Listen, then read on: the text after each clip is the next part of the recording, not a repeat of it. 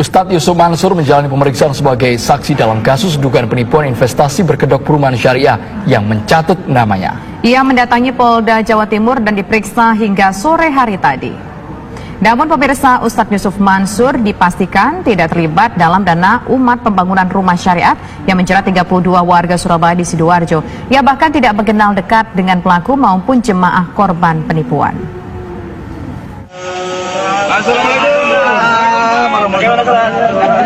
Polda Jawa Timur memeriksa Ustadz Yusuf Mansur sebagai saksi dalam kasus dugaan penipuan investasi berkedok perumahan syariah.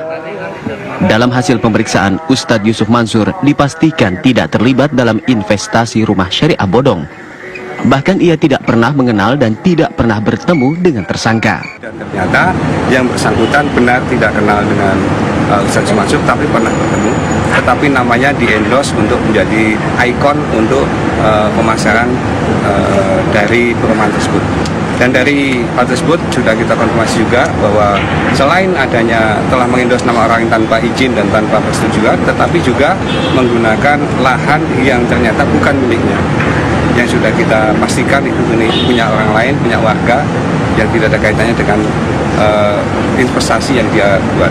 Oleh karena itu, kami mohon kepada masyarakat untuk bisa berhati-hati tentang adanya iming-iming dengan tajuk apapun tentang masalah perumahan yang ternyata banyak yang dipakai dan salah gunakan. Sebelumnya nama Ustadz Yusuf Mansur dicatut dan digunakan sebagai iklan perumahan Multazam Islamic Resident yang terletak di Sidoarjo, Jawa Timur.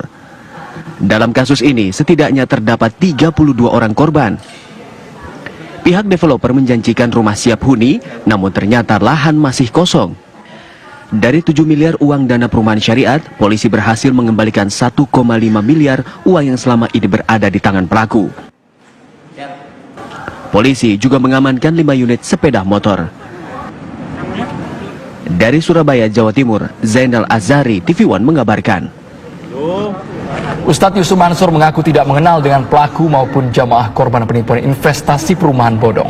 Nama Ustadz Yusuf Mansur dicatat oleh tersangka atau dicatut maksud kami oleh tersangka. Dan berikut wawancara khusus TV One dengan Ustadz Yusuf Mansur usai menjalani pemeriksaan di Polda Jawa Timur. Jadi ada teman-teman saya di Surabaya bilang, ada pengusaha mau ketemu. Nah baru di situ saya ngeh, oh Multazam, ketemu juga di jalan Pak, arah bandara ya dia ya, arah bandara. Nah yang menarik Pak Kapolres bilang begini, waktu pertama kali ketemu sama si tersangka ini, kamu kenal sama Ustadz Yusuf Mansur? Enggak Pak, enggak kenal, cuman pernah jumpa. Enggak, pertanyaan saya, kenal tidak? Bukan jumpa, kenal tidak? Tidak kenal Pak. Tidak kenal kok kamu begini gitu. Iya. Nah berita udah terlanjur terekspos karena barang buktinya itu brosur kan? Iya. Brosur, pamflet, leaflet yang gede-gede segede gaban lah gitu kan. Dimana foto saya jauh lebih besar daripada nama perumahan fiktif itu. Iya. Dan pada hari itu, wah se-Indonesia Pak, izin Allah sampai dari berbagai negara yang ada orang-orang kita di sana konfirmasi. Sebagian ada yang menyuruh saya bertobat. Udah jadi ustadz kaya masih nipu gitu ya, alhamdulillah gitu. Bener-bener saya nggak bergeming, nggak pernah saya klarifikasi apapun. Dan hari ini adalah hari yang saya tunggu banget gitu, alhamdulillah gitu kan, bukan lewat mulut saya. Saya minta sama Allah ampunin saya bila mana saya punya dosa di tempat lain yang kemudian buahnya adalah di sini. Saya minta diampunin sama Allah. Kan saya juga nggak boleh kan tinggi hati juga. Kira-kira kapan tahu itu Ustaz? Hari itu, hari pas beliau press conference pertama yang ada tersangkanya itu. Iya. Jadi hari itu. Terus yang dilakukan Ustaz waktu itu apa? Biasa doa. Saya sholat doa, kumpulin anak-anak, baca Yasin bersama istri saya, Wirda, kemudian Umi Kun Hafiz Aisyah, terus ngabarin ke pesantren doa, selebihnya wait and see. Nggak lama ditelepon sama penyidik. Maaf, kami Pak Giadi namanya. Ya. Maaf kami dari Polrestabes Surabaya. Apakah Pak Ustadz sudah tahu ada bla bla bla bla? Sudah Pak. Perkenan kami panggil, tapi kami kirim surat lewat WA dulu. Nanti suratnya menyusul. Perkenan Pak.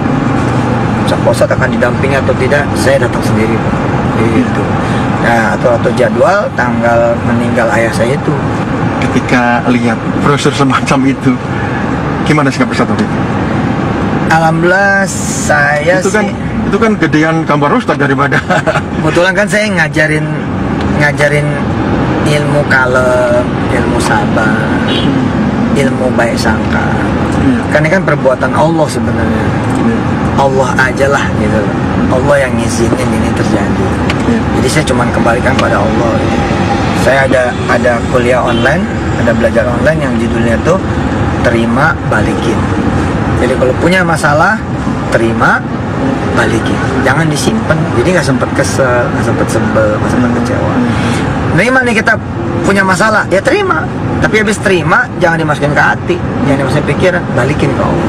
Nah, termasuk kan kalau kita dapat rezeki kan, terima dong, tapi balikin. Kalau nggak dibalikin, ntar Allah nanya bagianku mana. Ustadz, tadi waktu Saudara diperiksa, disampaikan nggak ada kemungkinan diperiksa lagi?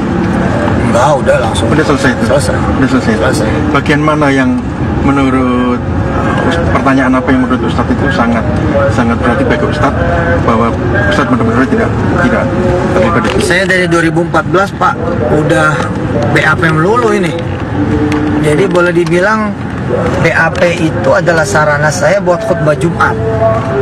Jadi hampir setiap BAP itu sholat Jumat. Itu emang kayaknya cara Allah tuh saya supaya khutbah Jumat di kepolisian. Berapa ya? Bareskrim, Polda DIY, Polda Jatim, Polres Solo, Polres Bogor.